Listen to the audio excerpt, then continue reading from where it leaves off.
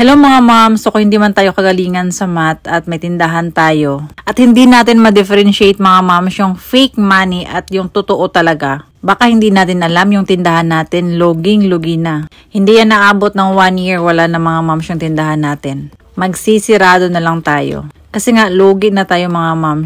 Yung kulang pa yung binayad niya, pero sobra naman yung item na binigay mo. Pati kapital mga ma'am, binigay mo na. Nawala na nga yung puhunan mo, pati profit mo, nadamay pa. Kaya mga mams, kung meron kayong tindahan, o di kayo yung mga magulang nyo nagtitinda sa palengke, uso pa naman ngayon, na kapag matanda yung tindero or tindera, yung pa yung niloloko nila, hindi na naawa.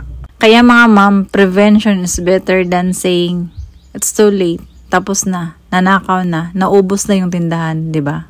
Kaya need mo na ng calculator na meron siyang money detector mga ma'am. Sabi pa nga ni Ma'am Etzmeres na useful talaga yung calculator na meron siyang money detector sa panahon ngayon mga me.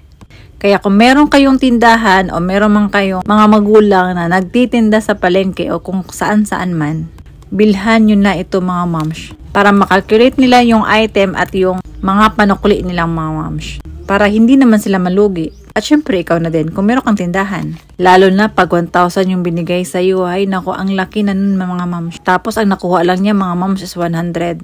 Tapos, magbibigay ka ng 900. Nabigay mo na nga yung item, nagbigay ka pa ng pera.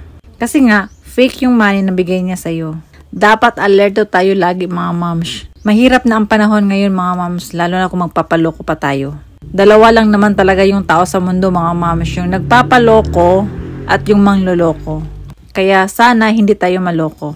Kung gusto nyo rin ito mga moms, nasa yellow basket, click nyo lang.